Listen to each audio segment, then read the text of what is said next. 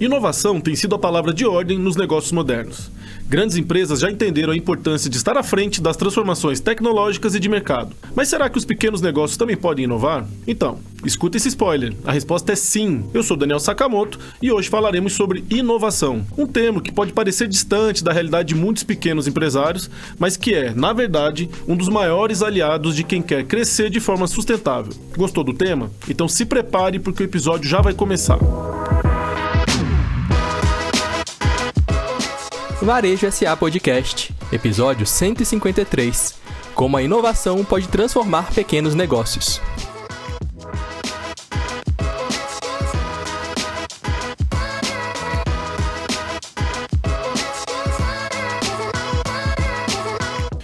E hoje recebemos Paulo Pupin, coordenador nacional dos programas para startups do Sebrae Nacional, para uma conversa sobre como a inovação pode ser aplicada a pequenos empreendimentos. Vamos falar sobre como inovar pode ser acessível, viável e transformador, mesmo em empresas com recursos limitados. Seja muito bem-vindo, Paulo. Tudo ótimo, eu que te agradeço aqui o convite. Obrigado. Falar de inovação, falar de evolução dos pequenos negócios é sempre um prazer, Daniel. Então conte sempre com a gente. Bom, satisfação é nossa. Antes da gente começar a entrar na pauta especificamente de startup e inovação, eu queria que você falasse um pouquinho da sua trajetória no Sebrae. Você já está há bastante tempo no Sebrae. Quais as áreas que você passou, projetos que você já recentemente tocou? Fala pra gente. Boa. Eu entrei no Sebrae em 2012. Já não era tão novinho assim, mas nunca imaginei ficar tanto tempo numa empresa. De fato, o tema... pequenos negócios, e é um número muito grande no país. É muito encantador e é muito legal pensar programas e ver a transformação e o impacto que ele causa de maneira econômica e de maneira pessoal no empreendedor. Então é encantador. Eu sempre trabalhei com inovação dentro do Sebrae. Eu cheguei lá trabalhando num programa chamado Sebrae Tech. O Sebrae Tech, ele leva inovação para negócios mais tradicionais. Mercados, farmácias, e por aí vai. E aí passei um tempo também na gerência adjunta da unidade de inovação, e aí um tempinho depois achei melhor, né? Tem que saber um pouco a hora de parar também, né? E dar a vez e renovar e inovar. Então saí da gerência e hoje estou coordenando os programas de startups no Sebrae Nacional. Então ali que a gente conversa com todos os estados, discute a estratégia, discute como vai implementar, discute principalmente que impacto a gente quer causar no país fazendo esses programas de inovação para pequenos negócios. Que legal. Então, com relação à inovação, certamente você conhece bastante. E a gente sempre tem essa coisa, né, de achar que inovação é para grandes empresas. Como que você enxerga o conceito de inovação para micro e pequena empresa? Na prática, funciona? Qual que é o caminho? Funciona muito. Vamos lá, né? Se você pegar conceito de inovação... E aí, pessoas podem trazer trocentos conceitos, né? É uma atividade que você faz significativamente melhorada e que traz algum resultado. Então, o primeiro ponto que eu quero trazer é novo, tem um grau de novidade. E esse grau de novidade não precisa ser a coisa inédita no mundo. Ele pode ser inédita para o seu mercado. Ele pode ser inédita na sua gestão, ele pode ser... Então, se você faz alguma coisa diferente do que você já vinha fazendo, já está valendo. E o outro ponto relevante, trazer resultado. Não é inovar por inovar. Inovar é muito legal e às vezes cria-se, né, esse glamour da inovação, essa coisa divertida, e de fato pode ser, mas se ela não gerar resultado, é melhor não fazer. Então, sempre com foco no resultado. Tem uma frase do Silvio Meira: inovar é ter mais e melhores notas fiscais. Então, com essa frase curta, eu acho que é o que melhor traz de conceito para que a gente possa pulverizar a inovação pelo país. Tem que gerar um resultado. No fim das contas, é fluxo de caixa, né, que vai definir ali o futuro da sua empresa. E é isso que a gente quer impactar.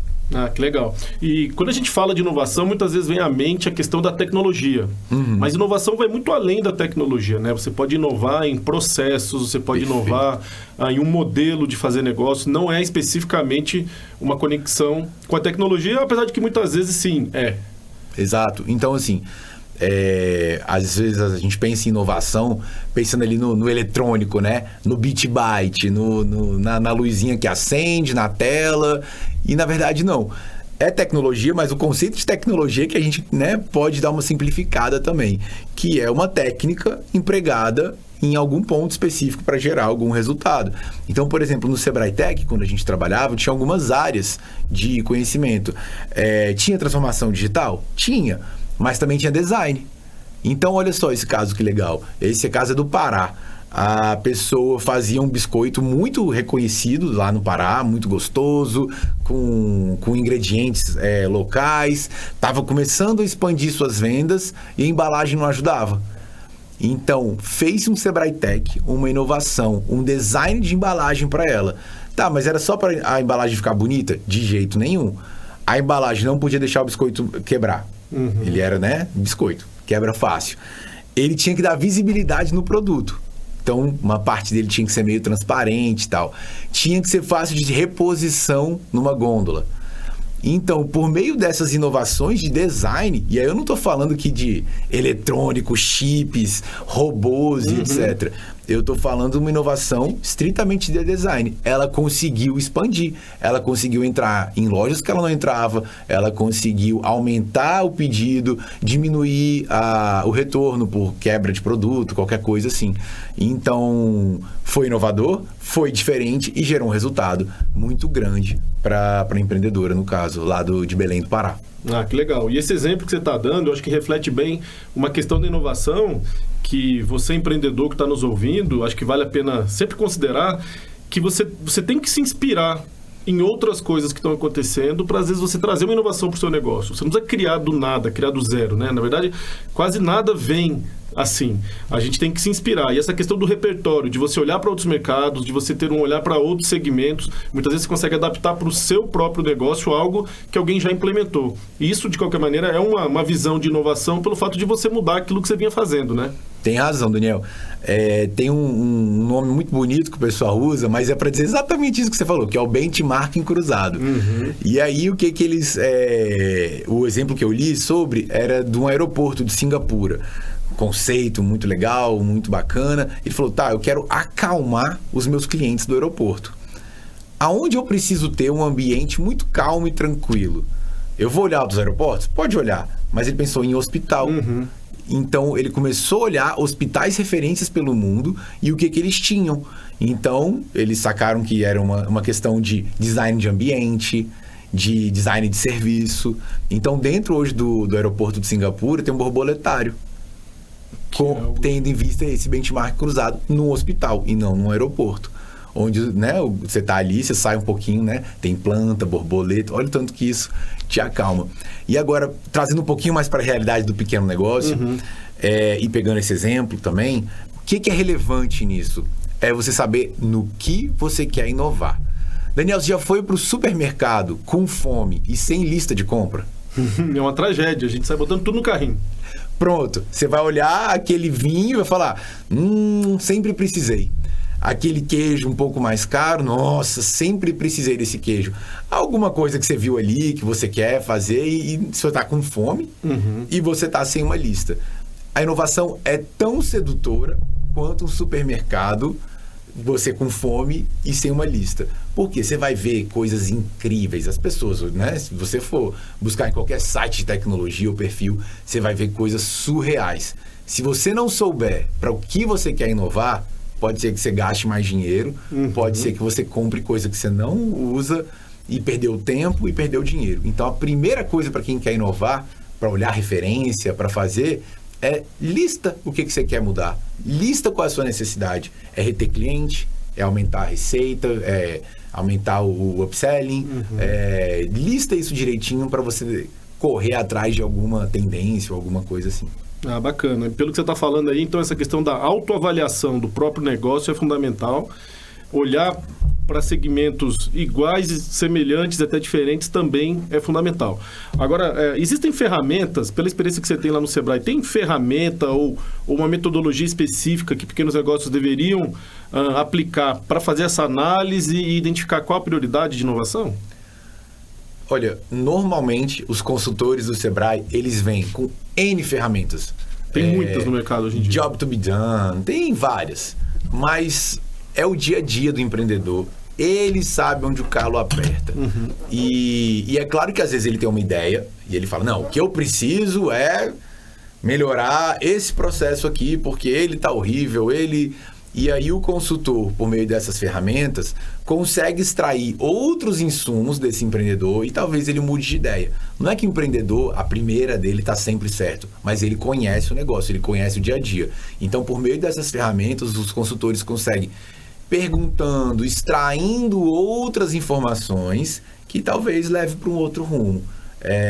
Mas sempre com as informações de quem conhece o negócio, de quem na verdade está ali, né? Vivendo tudo de bom e tudo de tenso, que é ter um pequeno negócio. Certo. E o Sebrae, então, tem essa possibilidade de prestar essa assessoria, essa consultoria voltada para a inovação. Existem programas específicos do Sebrae para o micro e pequeno negócio que quer inovar? Tem. E para diversos tipos de pequeno negócio. Então, como eu falei, para pequenos negócios tradicionais, tem o Sebrae Tech, uma baita ferramenta. Se você for hoje em qualquer ponto de atendimento do Sebrae, vamos ver se eu lembro todas as áreas de conhecimento aqui ainda. Mas se for alguma coisa relacionada a design, a sustentabilidade, eficiência energética, eficiência hídrica, a transformação digital e... eu esqueci o nome, mas tem a ver com processo. Hoje a gente tem consultores no país inteiro capazes de atender nessas 4. Então é um baita programa, é para qualquer uma das empresas. Tem programas mais específicos, por exemplo, para startup. E aí, desde a ideação. Então, uma pessoa que teve alguma ideia muito boa, alguma ideia genial, quer botar isso no papel. Ainda não é uma empresa em si. Tá virando um negócio. A gente tem solução para isso. Depois, na jornada de uma startup, além dela idear, ela tem que validar. Então, eu preciso validar se de fato o meu serviço, alguém ali está disposto a pagar, se isso aquilo é uma dor. Então, tem solução para essa etapa. E depois, crescimento, escala, internacionalização. Então, a gente acompanha em todas essas etapas, sim. Legal. Bom, agora vamos passar um pouquinho para essa questão das startups, que é hoje sua área de maior atuação no dia a dia. Conta pra gente o que o Sebrae tem feito com relação a startups. Eu mesmo confesso que não tinha conhecimento do tanto que o Sebrae hoje já está envolvido nesse mundo da startup. Fala pra gente assim, qual que foi a visão do Sebrae, naturalmente olhar e falar assim, olha, a gente precisa prestar suporte, consultoria e todo tipo de apoio para micro e pequenos negócios voltados para startup. Conta pra gente essa história. Boa, startup é um bicho muito específico, assim. Normalmente o startupeiro ele tem um olhar muito diferente da realidade. Então ele pensa no que ele pode mudar. Normalmente é uma pessoa muito insatisfeita, ele quer alterar alguma coisa, seja na vida dele ou seja no mundo. Então a startup nasce com um propósito normalmente muito grande e ele tem uma visão de escala. Então a ideia é sempre ir para alguma coisa muito grande, alguma coisa que impacte de verdade, né? em grande volume, que impacte em volume. Então a gente tendo em vista esse tipo de empreendedor, começou a perceber alguns movimentos. Então lá em 2011 tivemos as primeiras ações com startups e hoje a gente tem algo bem mais estruturado. Conforme falei, se você for olhar em todos desde do Amapá até o Rio Grande do Sul, a gente tem programas super estruturados para startup, em todas as fases que ela atingir. Vou citar aqui alguns exemplos. Por exemplo, a gente acabou de finalizar as inscrições do Startup Nordeste. Então é um programa totalmente focado para a região Nordeste, onde a gente pega empresas em validação e aí faz uma pré-aceleração com elas, dura aí mais ou menos 2 meses, e depois 6 meses de aceleração, onde elas vão ter capacitação, mentorias, um acompanhamento bem de perto, para que a gente consiga ver o desenvolvimento delas. No outro nível de startup já, a gente na semana que vem já embarca, junto com a Apex, inclusive, um grupo com 30 startups para Dubai. Tem uma feira lá, chamada GITEX, e a gente vai levar para eles terem conexão com clientes internacionais, com investidores internacionais. Então, desde o começo lá, pronto, ideação dentro de universidade, dentro de ensino superior, de startup. Então, desde o começo até o finalzinho, a gente consegue colocar. E o grande desafio está sendo também como é que a gente integra o negócio tradicional com a startup. Eles estão sendo um belo desafio para a gente. Não, e na prática, em termos do apoio que o Sebrae oferece, qual que é a demanda diferente que uma startup tem de um negócio tradicional? Você já explicou que o startup ela tem uma visão um pouco mais disruptiva, um objetivo de crescimento mais rápido e em larga escala, mas que na prática, para o apoio que o Sebrae oferece, onde que está a diferença que você identifica? Perfeito, eu acho que é isso. O crescimento de uma empresa normalmente tradicional, ela vem, né? Linear. Assim, é mais ou menos linear, né? Às vezes tem uma queda, volta e tal. A da startup, ela faz uma curva, né? Assim, ela é exponencial. Então, normalmente, ela vem num prejuízo um pouquinho maior e aí segue. Uma fase de investimento para daí sim conseguir alavancar rapidamente. Mas acho que talvez a grande diferença seja o risco envolvido. Se eu falar para você que eu preciso abrir uma distribuidora de bebida, é muito tangível, correto? Então, assim, ele vai ter um negócio, deixa eu ver se o ponto dele é bom, deixa eu ver quem são os fornecedores dele. Então, você consegue tangibilizar. Mas, por exemplo, se eu falar para você, vou dar um exemplo aqui da Trilha Edu, que foi uma startup que a gente viu lá do Ceará. Ele fala, eu ajudo a estudantes aprenderem com muita facilidade matemática. Isso é um pouquinho mais intangível.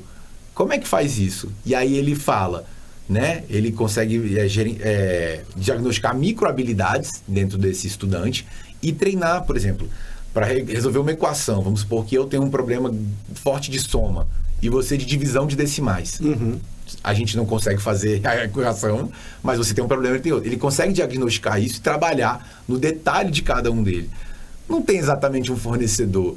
É uma coisa até boa demais para ser verdade. Então, você tem um risco da startup que ela não tem um crédito tão grande assim desde o começo. Então, o nosso trabalho é muito de, primeiro, ajudar a tangibilizar esse negócio, verificar tecnologias que podem suportar aquilo, e olhar investidores, fontes de financiamento de um negócio que ele tem um risco muito maior, normalmente, do que um negócio tradicional. Então, fica bem nesse viés. O risco é grande, então a gente tem que trabalhar essa materialidade.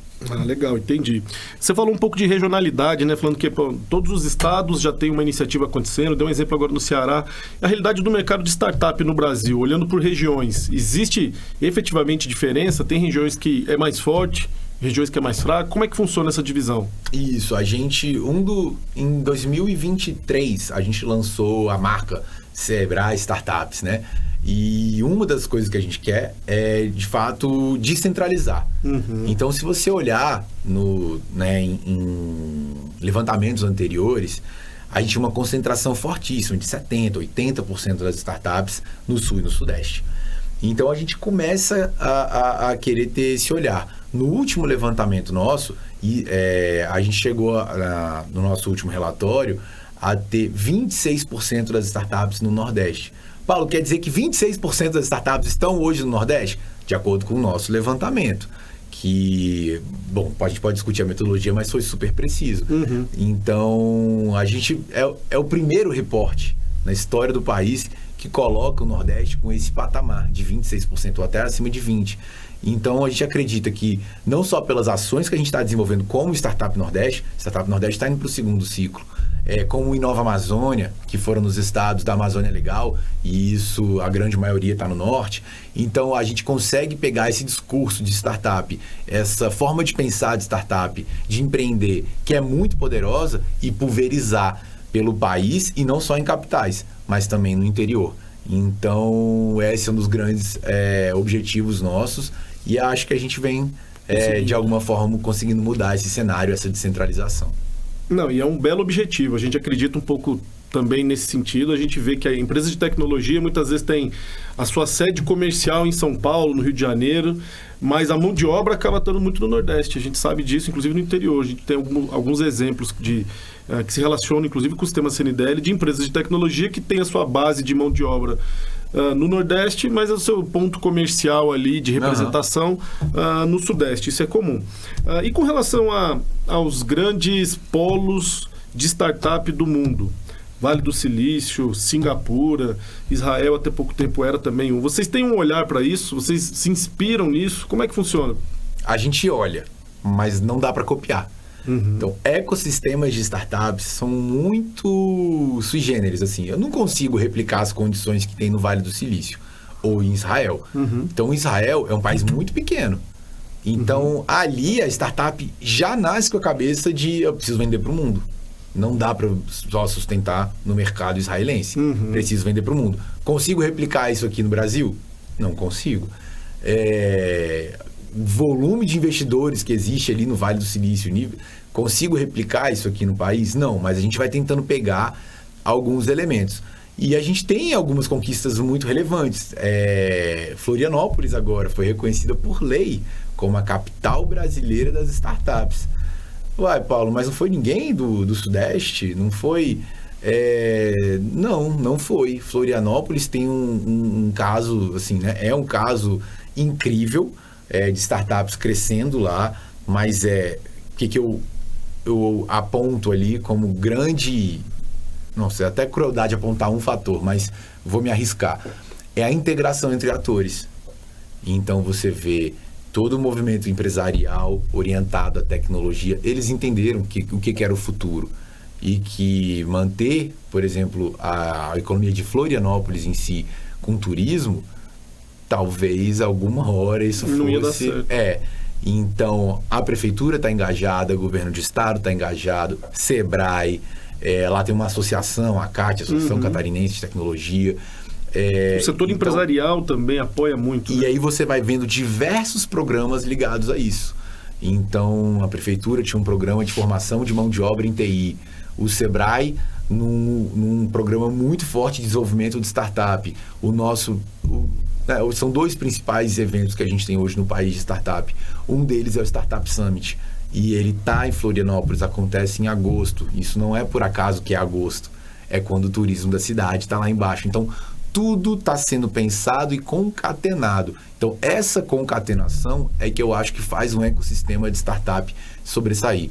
De novo, são investimentos arriscados em startup, envolve tecnologia. Então, se você não tiver um grande alinhamento de atores, de recursos, de diversas esferas, governo, academia, as universidades lá também estão super atentas a esse movimento. Se isso não tiver uma concatenação, pronto, eu não sei qual é a chave do sucesso exatamente de Singapura, de Israel e etc. Mas eu acho que eu consigo apontar a chave do fracasso, que é a desintegração desses diversos atores. Normalmente, um ecossistema consegue se despontar quando você tem essa integração mais forte, com uma visão de futuro comum e sem ser da boca para fora. Eu acho que você tem toda a razão. O sistema Serindele já fez recentemente missão para o Vale do Silício, missão empresarial para Singapura, e acho que das principais lições que a gente traz é justamente essa união dos atores envolvidos. Como você falou, é o ambiente público que tem que dar um pouco de incentivo, apoio, mas também o ambiente empresarial integrado junto com a academia, isso tudo que forma ali um ecossistema promissor. E você acha que isso é possível de replicar, especialmente o Sebrae hoje, tendo um programa voltado para startups, e o Sebrae sendo esse parceiro do empreendedor presente no Brasil inteiro? Vocês entendem que dá para tentar replicar esses modelos? Dá para a gente fazer uma alfaiataria, digamos assim, para cada ecossistema. Há alguns anos atrás... Eu sou muito ruim de data, mas eu chutaria aí 5, 6 anos atrás, a gente começou a iniciativa chamada Ecossistemas Locais de Inovação. Então, foi criada uma metodologia que foi pilotada dentro do Paraná. Então, com diversos ecossistemas do Paraná.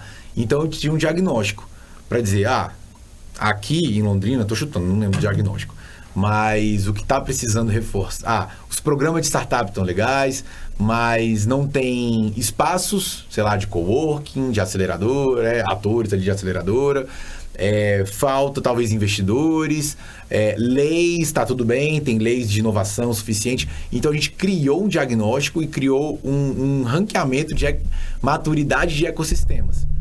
Só que isso só é feito localmente.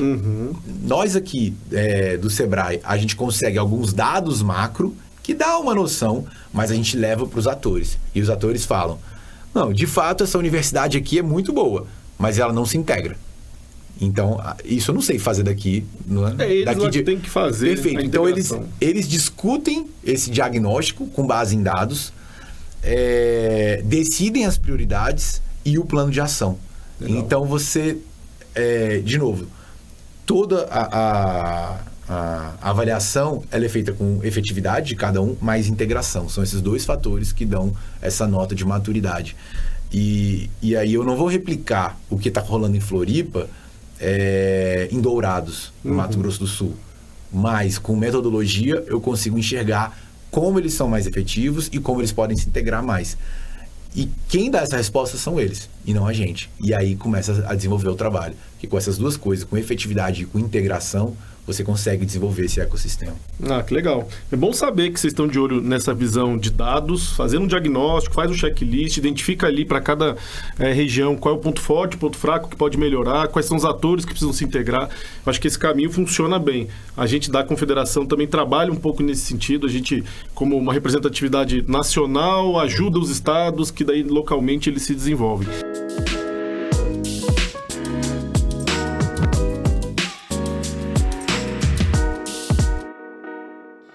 Inovação não é só para grandes empresas. O Sebrae está ao lado dos pequenos negócios, ajudando a transformar ideias em realidade. Se você quer crescer de forma sustentável e se destacar no mercado, o Sebrae pode te mostrar o caminho, com consultorias, capacitações e ferramentas personalizadas para o seu negócio. E tem mais, o Sebrae foi patrocinador oficial do evento Omni Varejo, uma nova experiência nas relações de consumo, reforçando o compromisso de apoiar o futuro do varejo e a inovação em todos os níveis. Inovar está ao seu alcance. Conte com o Sebrae.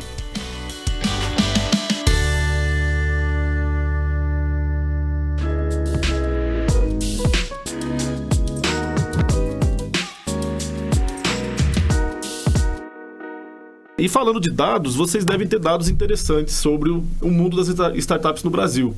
Você consegue trazer para a gente alguns dados, por exemplo, quem mais empreende com startup? São homens, mulheres, jovens, pessoas mais maduras? Você tem alguma demografia de startups com base no olhar que o Sebrae tem sobre esse segmento? Temos sim, Daniel. Hoje está tudo disponível no Observatório Sebrae Startups. Legal. Eu não lembro esses dados de cabeça. Não, claro. Mas existem esses dados para quem quer fazer. A gente anualmente libera um relatório das startups, né, que estão na nossa base. Hoje são por volta aí de 15 mil startups. Acho que o último que a gente fez, a gente estava com 11, 12 mil. E então lá tem tudo. E inclusive por estado. Legal. Então você consegue ali baixar os dashboards, baixar não, né? Visitar, filtrar, fazer o que for e conseguir esses dados todos. Mas o perfil que normalmente se tem, né? O que é a startup de sucesso?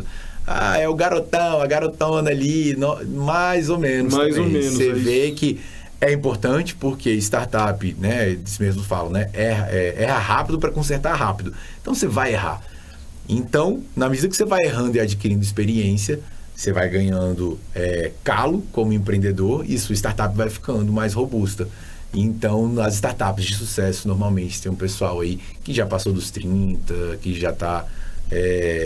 não é naquele perfilzão do jovem de 18, 20 e poucos anos, que teve uma ideia genial. Não, é quem ralou, é quem de fato ganhou experiência e quem aprendeu com os erros que teve.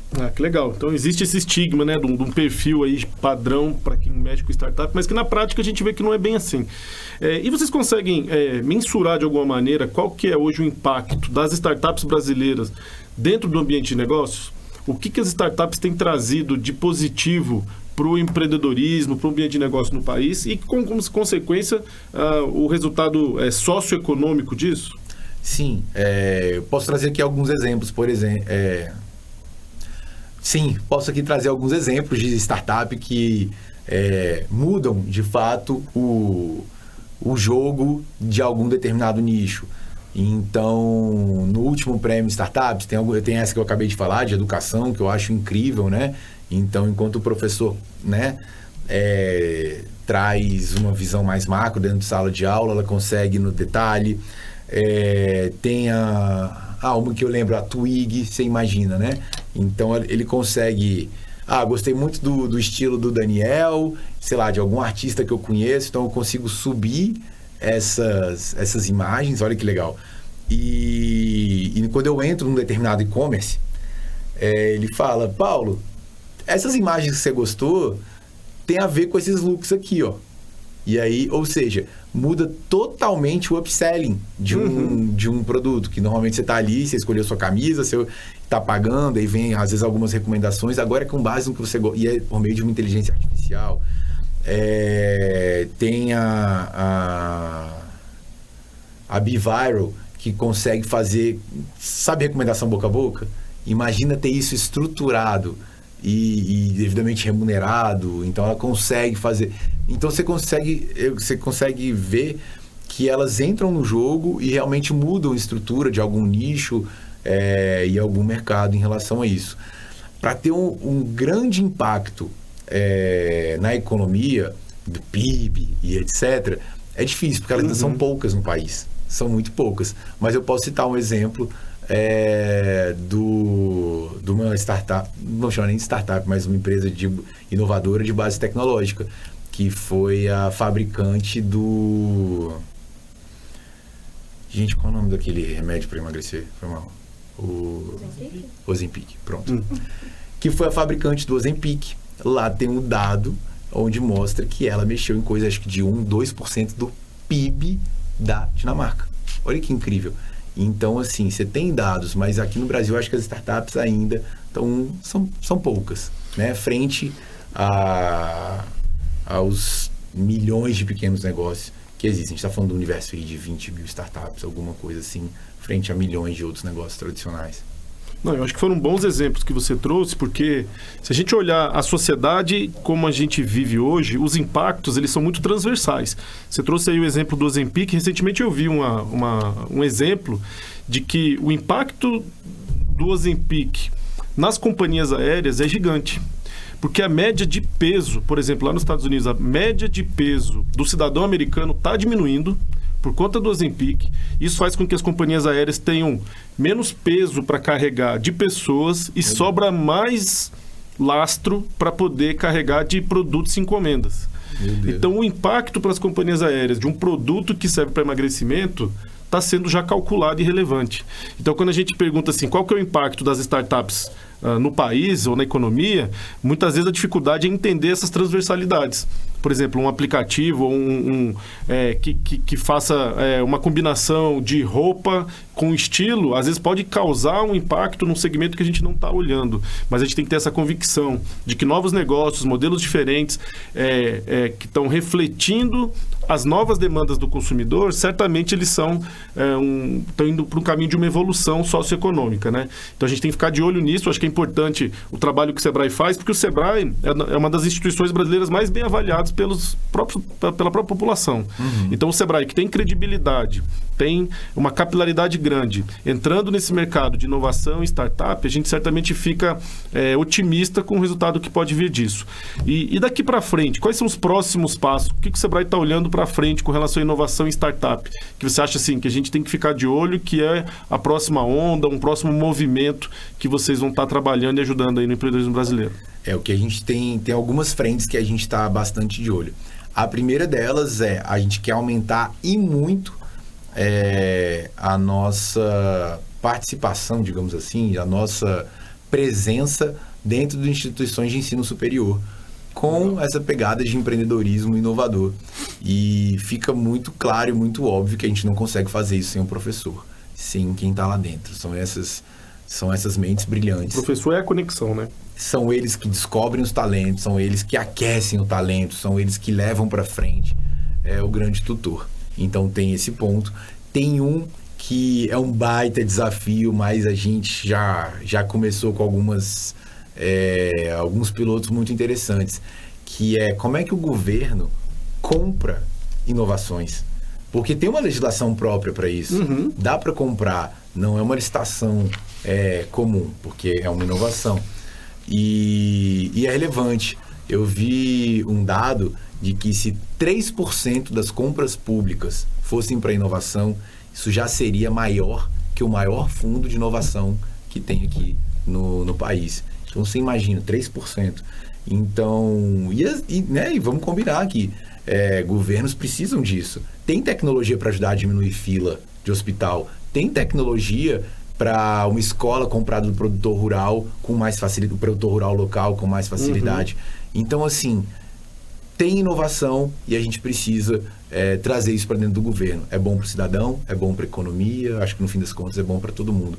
Então, dentre várias coisas, eu acho que eu citaria essas duas aqui. Ah, legal. E como que está hoje a relação do Sebrae com esses outros órgãos, instituições que são de alguma maneira vinculados, como o Ministério da Ciência e Tecnologia, Ministério do Empreendedorismo, a BDI? Vocês têm programas atuando de maneira conjunta para que as políticas públicas de inovação e startup do Brasil saiam alinhadas, ou ainda é um desafio esse alinhamento entre as instituições? Não, a gente tem a gente faz muito convênio com eles, inclusive, parcerias.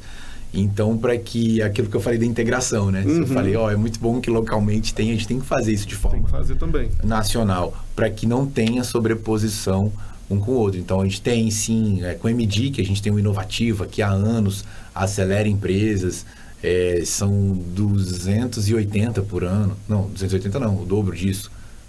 560 por ano, que são aceleradas. Tem parceria com o Ministério de Ciência e Tecnologia, tanto para os ecossistemas, para falar de Deep Techs também, que é muito forte. Então, assim, com várias instituições, atores, com a Apex sobre internacionalização.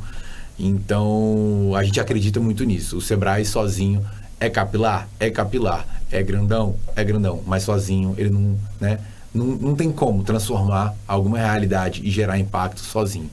Então, se você quiser ir longe, vai acompanhado e a gente busca essas parcerias, sim. Ah, legal, legal. Muito bom. Já encaminhando agora para a parte final da nossa conversa, Paulo, queria que você deixasse aí para quem está nos ouvindo, primeiro, para o empresário que está sentindo na pele a necessidade de inovar no seu negócio, está vendo seus concorrentes ganhando mercado e ficando para trás, ou está realmente querendo pensar grande e partir na frente. Qual que é o caminho dentro do Sebrae para quem está buscando inovação? O que você recomenda? Que a pessoa entre no site, procure uma agência do Sebrae? O que você recomenda para o empreendedor que quer inovar nesse momento? Ótimo, vou dar algumas sugestões, mas claro, cada um cria a sua jornada. Mas meu primeiro ponto é aquilo que eu te falei. Faz sua lista do supermercado. Escreve quais são suas dores, escreve o que você gostaria de melhorar, escreve com mais detalhes possíveis. Fala assim, eu quero aumentar a minha venda. Tá, o quê? Eu preciso aumentar meu upselling, eu preciso aumentar meu público, eu preciso aumentar minha margem. Então, assim, tudo pode desdobrar. Então, escreve isso com detalhes. Pode depois buscar tendência, ver o que teu concorrente está fazendo, ver o que tem de bom no mercado nacional e internacional. Tem uma boa dica aqui. Tem uma ferramenta que hoje é do Sebrae em Minas Gerais, que é o Sebrae Connect. Palavra em inglês aí, Connect. Mas ali já tem mais de 200 startups com soluções para negócios tradicionais. Então ali a gente selecionou, elas passam por um crivo nosso. Dá uma olhada nesse site, vê se inspira. Se inspirou, sabe mais ou menos o que quer? Vai buscar um Sebrae mais perto de você. Porque ali sim ele vai te encaminhar. Se você for uma startup, vai ter uma solução. Se você for uma empresa tradicional, vai ter uma solução, ou um evento, ou alguma coisa para que ou você concretize aquilo que você pensou, ou você elabore melhor aquele seu pensamento. Legal. Bom, então faça uma autoanálise do seu negócio, seja bem específico nos seus objetivos, olhe ao seu redor e aí sim procure um especialista para te orientar. Acho que essa é uma boa dica. E no caso agora de startup, para aquele ouvinte nosso que está realmente já iniciando nesse mundo de startup, ou já está com um pequeno negócio, ou está querendo montar, o que o Sebrae tem para oferecer para quem quer entrar nesse mercado ou quer crescer nesse mercado de startup? Qual que é o caminho? Vamos lá, primeiro ponto, né? A gente trabalha muito com editais. Então, assim, acabou de fechar 3 editais. Então, primeiro ponto, segue Sebrae Startups nas redes, porque todas as dicas vão estar lá, né? Tudo que lançar, tudo que a gente vai colocar lá. Então, esse é o primeiro ponto, é ficar sabendo, porque nem tudo a gente consegue fazer com chamadas perenes e etc. Um outro ponto buscar, sim, o atendimento do Sebrae, porque se eu falar aqui o que você deve fazer agora, talvez fica muito genérico, eu não tenho um caso concreto. Mas lá tem consultor para diagnosticar a fase que você está, para pensar em tendências e te encaminhar para algum ponto. Mas acho que tem talvez uma regra geral. preste atenção no seu cliente. Descobre direitinho quem é seu cliente, desenhe um bom serviço para ele. Eu acho que esse é um belo segredo, tanto para empresa. Acho que esse é um belo segredo, tanto para a empresa tradicional como para uma startup. Ah, que legal. E a gente escuta muito, né, que quando a gente fala de tecnologia, inovação, startup, as pessoas estão olhando sempre além, sempre em coisas um pouco mais fora do dia a dia, mas que a solução, talvez, para o empreendedorismo brasileiro ainda está em fazer o básico bem feito. Acho que atender bem o cliente pode parecer aquela coisa mais antiga do mundo, mas talvez seja ainda o que está faltando para o sucesso de muito empreendedor brasileiro. É óbvio que você tem que olhar para tendências, inovação, mas fazer o básico sempre é o primeiro passo para que você consiga um bom resultado. Queria pedir para você deixar sua mensagem final aí para quem está nos ouvindo, Paulo. Agradeço muito já as considerações que você trouxe para a gente, essas reflexões, e agradeço também o apoio que o Sebrae sempre dá, não só para o empreendedorismo brasileiro, mas especificamente para o sistema CNDL, nosso principal parceiro institucional, sempre está com a gente em convênios, projetos, parceria, patrocínio. Então, é um prazer contar mais uma vez com um especialista do Sebrae aqui com a gente. Eu que te agradeço, Daniel. Assim, CNDL pode contar com a gente para tudo que precisar. Normalmente são excelentes parceiros, também de uma abrangência muito grande e que quer gerar impacto, assim como o Sebrae. De recado final, eu acho que inovar é para todo mundo. Você pode ter plena certeza de que a sua empresa, não importa o tamanho, não importa quem você seja, o seu negócio, às vezes nem é uma empresa, e inovação vai ser para você. Eu acho que tem muita solução, e que inovação é uma coisa a você ter no seu sangue. Você está correndo na sua empresa com um pezinho na realidade, né? Não voar, não achar, né, que de uma hora para outra você vai virar um unicórnio, né? Aquela empresa avaliada em $1 bilhão, mas você consegue construir esse caminho e acelerar para que vocês tenham o maior sucesso possível.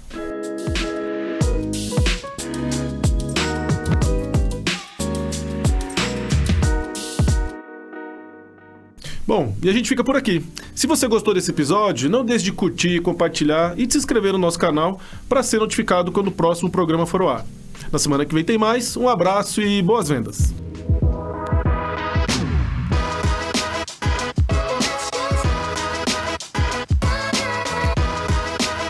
Este foi o Varejo SA Podcast. Se gostou, você também pode escutar os episódios anteriores no seu tocador de podcast preferido. Para conferir este e outros conteúdos de interesse do setor, acesse varejosa.org.br. E lembre-se de seguir a gente nas redes sociais. O nosso @ é o Sistema CNDL. Já no YouTube, procure por CNDL Brasil para nos encontrar.